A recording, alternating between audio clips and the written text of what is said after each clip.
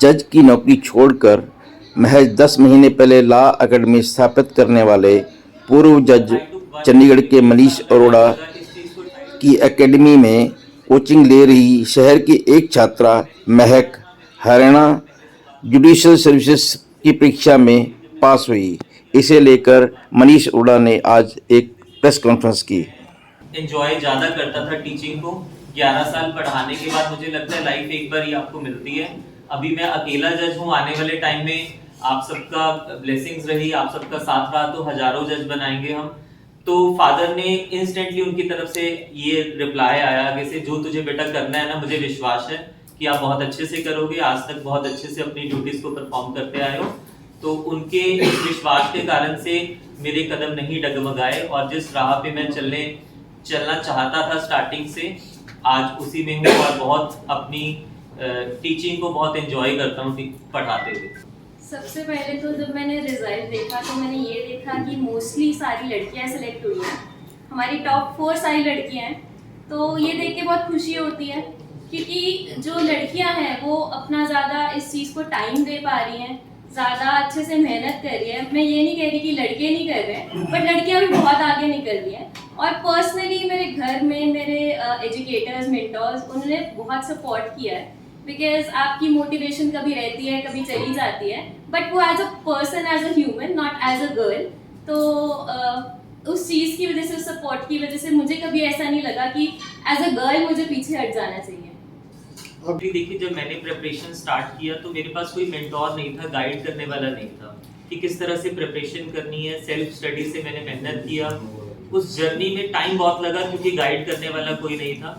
और when I was into services, तब मैंने ये चीज़ रियलाइज किया कि आज भी बहुत से ऐसे एस्पिरेंट्स हैं जिनके पास जो सही मेंटोर है, जो उनका मार्गदर्शन कर पाए, वो नहीं मिल पाता है। तो this is the another reason कि मुझे लगा कि अगर मैं उस फील्ड में जाता हूँ तो मैं बहुत अच्छे से परफॉर्म कर सकता हूँ और आने वाले टाइम में जुडिशरी में बहुत बच्चों को सिलेक्शन में मदद कर सकता हूँ। बेसिकली देखिए, मेहनत बच्चे की होती है। टीचर सिर्फ एक आपको रास्ता दिखा सकता है कि किस ट्रैक पे आपको चलना है। अल्टीमेट इट इज क्रेडिट तो बच्चे को ही जाता है, बच्चा मेहनत करता होता है। महक जी, आपके लिए क्या चैलेंजेस रहे इसको जज बनने के लिए?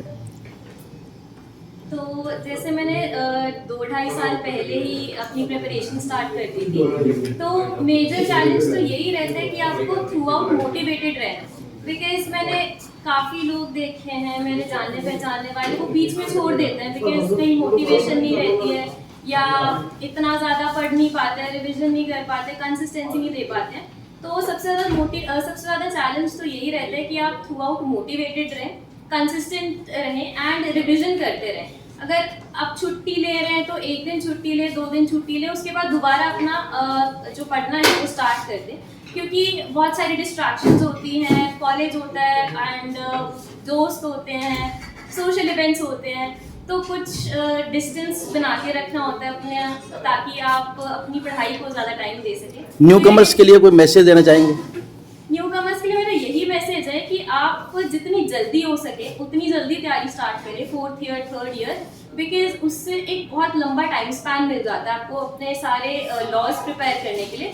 नॉट ओनली जो इम्पॉर्टेंट लॉज है, बट सारे A to Z जितने भी लॉज आपके काम आएंगे, चाहे आपको एज अ जज काम आएंगे या एज अ स्टूडेंट आपको एज एन एस्पिरेंट काम आएंगे, वो प्रिपेयर करने के लिए काफ़ी लंबा टाइम स्पैन मिल जाता है। और उस टाइम स्पैन में मोटिवेटेड रहना, कंसिस्टेंटली रिविजन करते रहना, सबसे बड़ी यही एक मैसेज है, ताकि वो अपना जो जर्नी है उसको to the fruition they can complete. Sir, institute और कहीं खोलना चाहते हैं या खोलिएगा या अभी है आपके पास? देखिए, मेरा कुछ ऐसा भी माइंड में नहीं आया है कि मैं इसकी ब्रांचेस ओपन करूं या किसी और शहर में जाके ओपन करूं। मेरा भी फर्स्ट मोटिव ये है कि जो बच्चे मेरे पास हैं उनको उनकी मंजिल तक पहुंचाना है। फ्यूचर का भी मैंने ऐसा कुछ सोचा नहीं है। अभी मैं अपना 100% दे रहा हूँ सर्विसेज में, मतलब जो टीचिंग की सर्विसेज हैं। महक उसका एक रिजल्ट है। आने वाले टाइम में बहुत से और रिजल्ट हैं।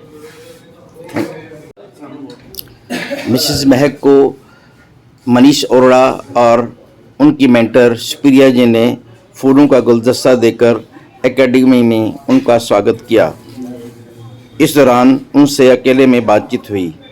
सुनते हैं उसके मैं सबसे पहले तो बधाई देना चाहता हूँ महक को। हमारा बच्चा judicial services, Haryana judicial services 2024 में जो रीसेंट अभी रिजल्ट आया है, 51st रैंक बच्चे का आया है। इससे पहले देखिए, मैं खुद myself Manish Arora and I was serving as a judicial officer. मैंने खुद 4 ईयर सर्विसेज में रहा हूँ और उस 4 ईयर की जर्नी मेरी बहुत अच्छी रही। बट मेरा एक ड्रीम था टीचिंग में, क्योंकि जर्नी में जाने से पहले मैं टीचिंग कर चुका था 11 ईयर्स।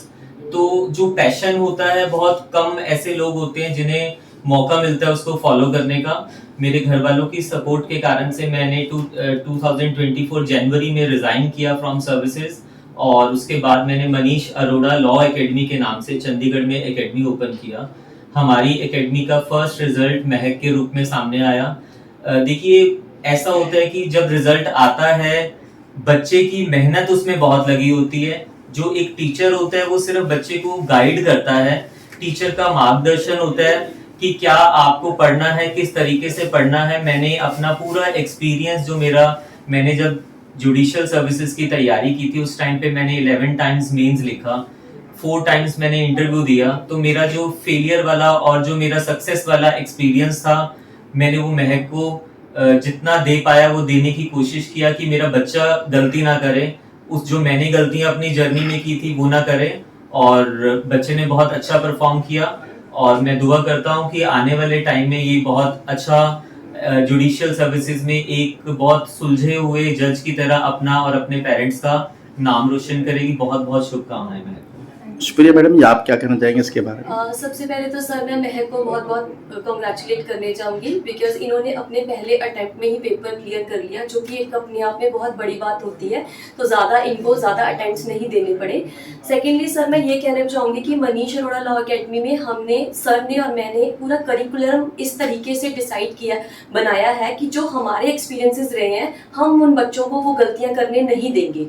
देखिए, ये जो एग्जाम्स होते हैं ये 3 भागों में बटे होते हैं। पहला होता है preliminary, then mains and then interview. तो हम बच्चे को डे 1 से तीनों स्टेजेस की तैयारी करवाते हैं ताकि एंड ऑफ द डे वो एक शॉक में ना रहे और उनको इजी प्लेटफॉर्म मिले अपनी परफॉर्मेंस को दिखाने के लिए। बिकॉज ये पेपर आप देखिए टाइम बाउंड पेपर नहीं होते और हम अपने टाइम के साथ रिस्क नहीं ले सकते। तो रेगुलर मॉक टेस्ट होते हैं और वो इवेलुएट किए जाते हैं प्रॉपर फैकल्टी से, जो कि एक एक बच्चे को उनकी गलतियों का बताया जाता है सो दैट वो आगे जाके वो गलतियाँ ना करें। Thank you. हाँ महक जी, आप बताएं कुछ। तो मैं अपने जर्नी में सर के कंट्रीब्यूशन के बारे में बात करना चाहूँगी कि जैसे सर ने भी अभी बताया कि सर ने खुद इतने मेंस लिखे हैं और इंटरव्यूज़ के लिए अपीयर करे हैं। तो इससे मुझे ये लगा कि मेरे को एक शॉर्टकट तो नहीं मिला, बट ऑब्वियसली मेरी जर्नी जो है वो थोड़ी कट शॉर्ट हो गई। बिकॉज यहाँ आने से पहले नॉलेज तो उतनी ही थी लॉ की, बट उस नॉलेज को प्रेजेंट करना नहीं आता था। हमारा एक बहुत ज़्यादा बड़ा हर्डल रहता है कि मेंस क्लियर नहीं हो पाता है। तो उस मेंस को क्लियर करने के लिए कुछ टिप्स एंड ट्रिक्स होती हैं कि आप कैसे अपने क्वेश्चन पेपर को अप्रोच करें, आंसर को अप्रोच करें। तो वो सब सर ने ही सिखाया फ्रॉम द डे 1। सर ने सबसे पहले तो यही बात बताई कि टाइम मैनेजमेंट की क्या रोल है। बिकॉज हमें एक शॉर्ट टाइम मिलता है, आप पूरा मेंस का पेपर उसी टाइम में कंप्लीट करना पड़ता है। एंड सबसे बड़ा ये हर्डल ये आता है कि छूट जाता है पेपर। तो पेपर के छूटने से मार्क्स कम आते हैं और वहीं 1, 2, 4, 5 नंबर से हम सिलेक्शन नहीं हो पाती है। तो ये चीज़ हमने ओवरकम करने के लिए सर ने हमें जैसे क्वेश्चन पेपर्स प्रीवियस ईयर में आते रहे हैं या सर की खुद की नॉलेज से सर ने जितने भी एग्ज़ाम दिए हैं, तो सर ने वैसे ही क्वेश्चन पेपर मुझे प्रिपेयर करके दिए। हमारे सब जो भी बैच मेट्स थे उनको प्रिपेयर करके दिए एंड वो हमें उतने ही टाइम में कंप्लीट करने होते थे जितना टाइम हमें वहाँ एक्चुअल हमारे एग्ज़ाम में मिलता है। तो फर्स्ट डे जब मैंने फर्स्ट एग्ज़ाम दिया तो I was not able to complete even half of my exam. तो वहाँ फर्स्ट डे मुझे समझ आ गया कि क्या इम्पोर्टेंस है टाइम मैनेजमेंट की, जो सर हमेशा से फर्स्ट डे से ही कह रहे थे। तो धीरे धीरे जैसे एग्जामिनेशन सर के पास होते रहे, टेस्ट होते रहे, तो इम्प्रूवमेंट आई टाइम मैनेजमेंट के साथ साथ कि आपको अपने आंसर को कैसे अलग दिखाना है, कैसे प्रेजेंट करना है, वो भी सर मैम ने अपने एक्सपीरियंसेस से मुझे बताया।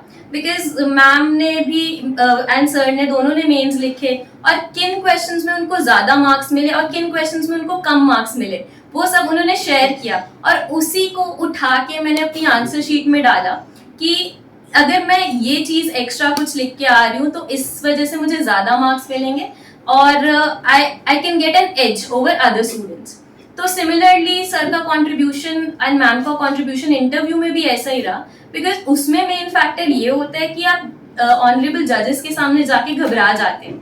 तो सर ने मॉक इंटरव्यूज कंडक्ट करवाए, उतना ही पैनल रखा जितना हमें एक्चुअली वहाँ पे आता है एंड जितने भी गेस्ट थे, जितने भी जजेस थे ऑन दैट पैनल, उन्होंने सिमिलर क्वेश्चंस पूछे, सिमिलर सिचुएशंस क्रिएट करी जिसकी वजह से वो एक जो डर होता है ऑनरेबल जजेस के सामने जाने का वो डर निकल गया। एंड जो फाइनल डे आया तो वहाँ पे मैंने जाके कामली उन जजेस के, ऑनरेबल जजेस के सारे क्वेश्चंस को आंसर करा and they found me worthy enough कि वो मुझे JMIC लगाएं। एंड तो ये जो है सर का बहुत प्रोफाउंड कंट्रीब्यूशन रहा है। इसके अलावा सर ने बहुत ज़्यादा एक पॉजिटिव एनवायरनमेंट भी क्रिएट किया। सर मोटिवेट करते रहते थे, जब भी मैं कोई टेस्ट देती थी तो सर ऑलवेज ही used to motivate me. Ma'am ने भी मोटिवेट बहुत किया।